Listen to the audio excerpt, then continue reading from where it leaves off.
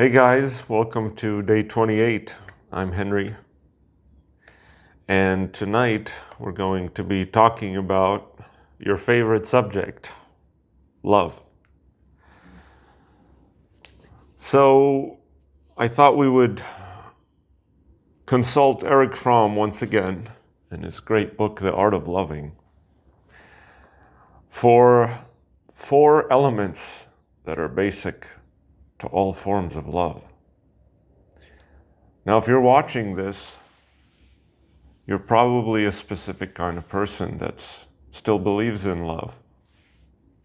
I hear there's millions of narcissists out there these days, and surely they're nowhere near this video. And there's also a lot of other people that are practicing non-attachment and they're incorrectly applying it.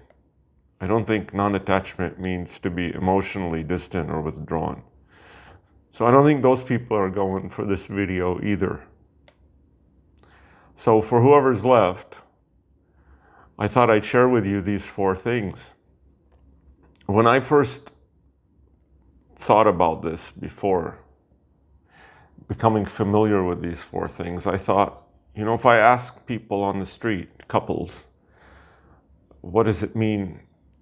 What does it mean to love this other person? How do you show your love, right? I think that's the best way of asking how you show your love.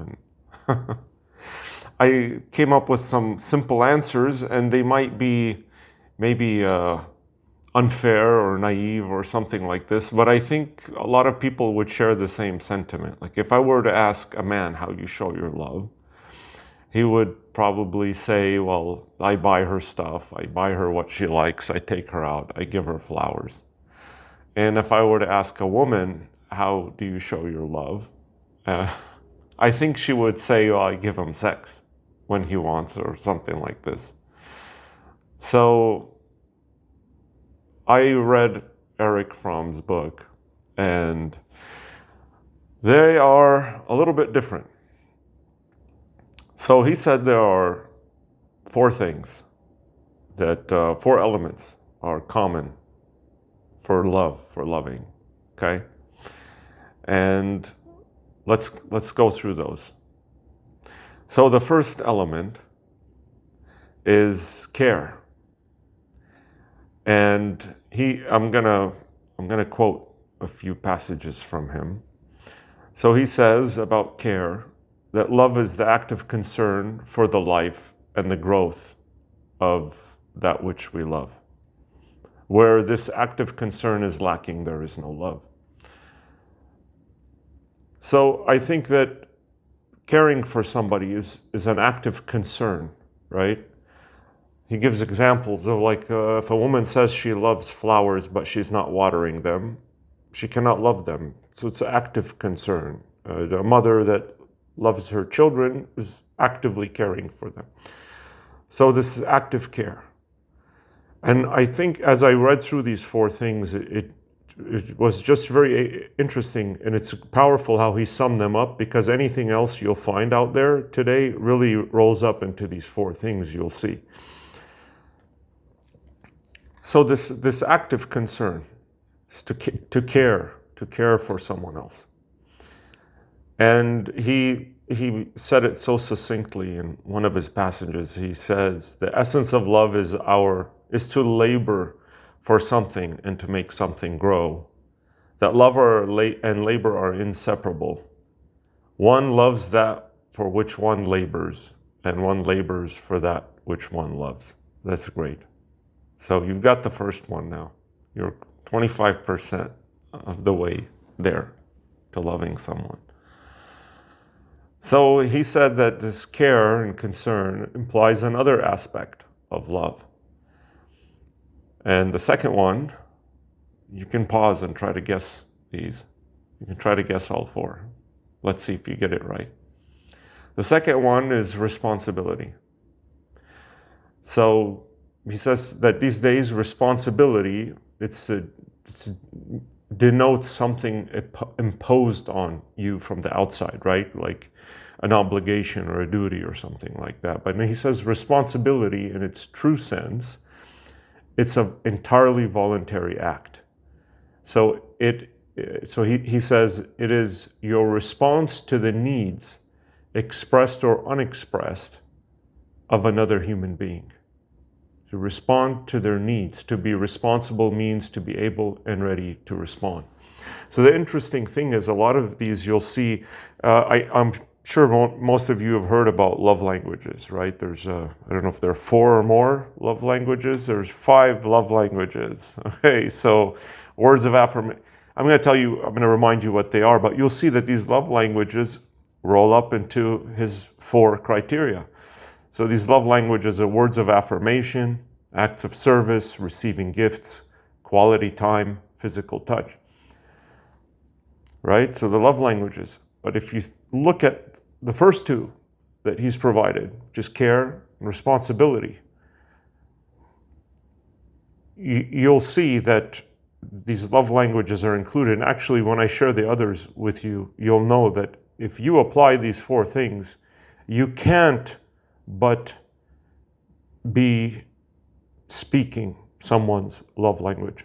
Like it will be found out, it will be uncovered. It's a given.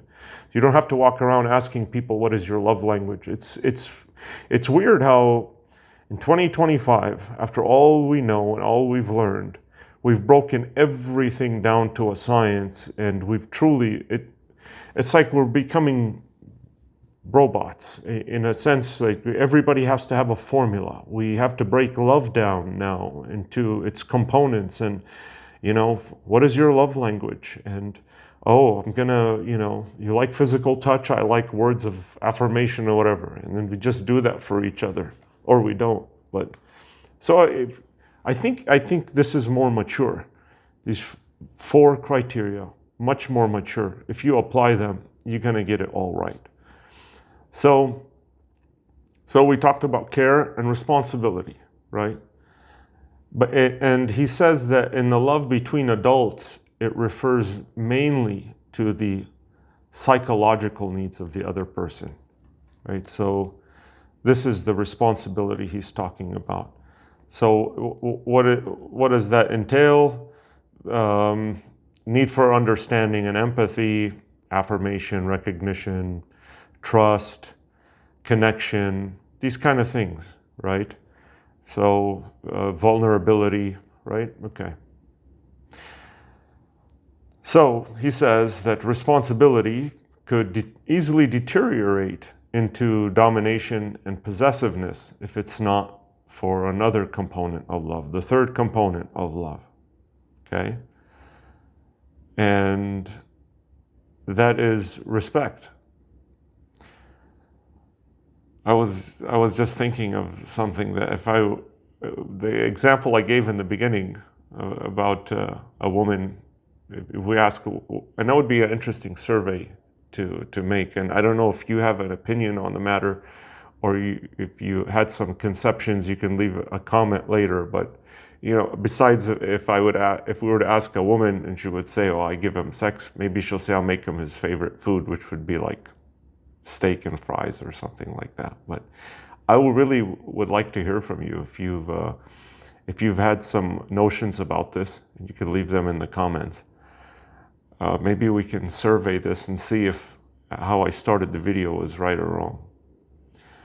All right, so he says that responsibility could deteriorate into domination and possessiveness if not for respect, which that's the third thing, right? We have care, we have responsibility, and now we have respect. That's a very sore spot right there. I hear this all the time. If you ask, I would say 9 times out of 10, if you ask people that are on their way to separation or divorce, you ask the guy, what do you want? He'll say, she doesn't respect me. I hear this all the time. So respect. And what he says about that is it's the ability to see a person as he is, to be aware of his unique individuality. Respect means the concern that the other person should grow and unfold as he is. Other person should grow and unfold as he is. He's using the male pronoun there as he is. So I don't know. I know they're interchangeable, but it's funny because what if that's a thing for women out there? Because most men are complaining about that, so it must be a thing. So if you want to respect him, then he would be looking for concern that he would grow and unfold as he is. So don't try to change him. I've heard that before. Don't worry, marry him, you'll change him. So respect implies the absence of exploitation. You want the loved person to grow and unfold for his own sake. Let the poor bastard grow. And in his own, well, he didn't say that, it's just mine, but I'll continue with Fromm. He says in his, and not for the purpose of serving me. So you want to let him grow, don't exploit him, let him grow for his own sake, and not for the purpose of serving you. So it'd be interesting if I have any partners watching this video. That'd be interesting. Maybe you can comment. So he says, if I love the other person, I feel one with him or her. But with him as he is. With him as he is. Not as I need him to be or an object for my use. All right. That sounds great. That sounds great.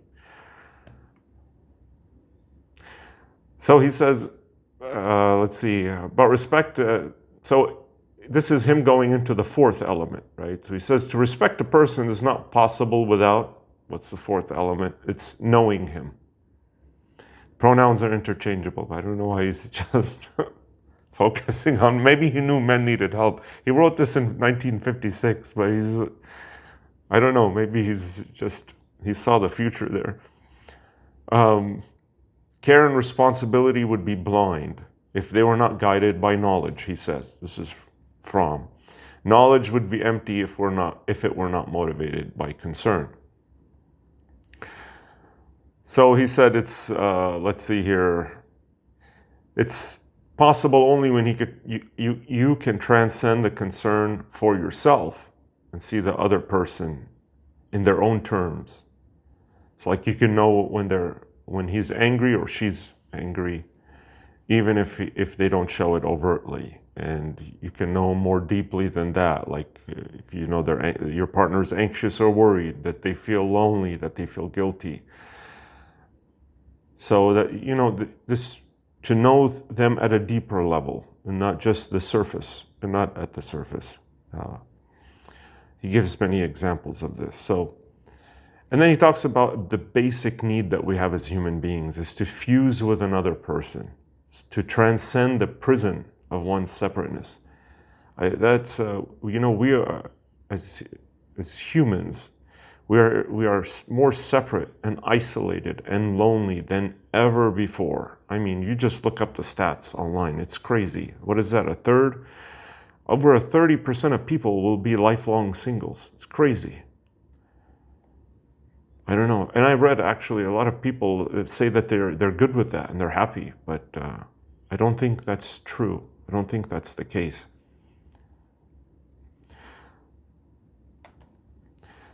Let's see here. So he continues to talk about knowledge by this experience of union, and he says that the emphasis shouldn't be on knowledge by thought, but knowledge by loving, by experiencing the union, right? Like there's a deeper knowledge. It's not just 100 questions, tell me about you, and I'll tell you about me. And that's not the knowledge he's talking about. It's not about the data, the knowing, but it's just a deeper level. It's an act of penetrating the other person and not the way you're thinking. He's saying to discover yourself and to discover both, discover them. It's in this book. Let's see here. He talks more about knowledge, to see their reality, to overcome the illusions, the irrationally distorted picture you have of your partner. Ooh, that's a big one. That's a big one. So to see them as they are objectively, I think that is difficult because for most of us, I mean, we all do it to some varying degrees, but we see people through our own lens, our own perspective, our own fears and desires. But we have to take ourselves out of the equation and see them for who they are, for the human beings that they are, as if we were observing them as a third party or observer or stranger. That's very important. So the four things: care, responsibility, respect, and knowledge. They're interdependent. And they are attitudes which are to be found in the mature person. It's interesting. I was researching this morning, and a number of the most prominent psychologists, the biggest names, were saying that one of them said a third or 2/3 of adults are not at the maturity level that they could or should be at. They're like eternal adolescents. And another one said that 80% of adults never reach the last or the highest two levels of maturity. It was just shocking. It's really shocking that there's so many adults, the majority, have not reached the level of maturity that a human being could or should reach. You might want to look into that. So that's shocking, because he's saying that these attitudes are to be found in the mature person. It makes sense. Only a mature person would be interested in even hearing about this, much less practicing them.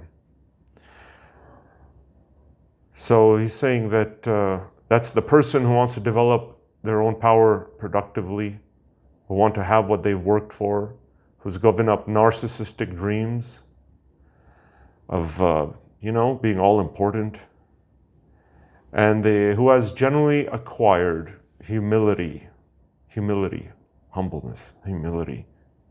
That is great. I think I'll end it there. That's such a powerful word, to be humble. We need more of that. So, well, there you have it. And I've got a playlist now. Now this is the fourth video about love, the playlist about love. So if you're interested, please check that out. And stay tuned for tomorrow. I'll keep it a surprise for you. Please like and subscribe. Subscribe it. It really helps to show your support, and comment. I read the comments. And we'll see you tomorrow. Oh, come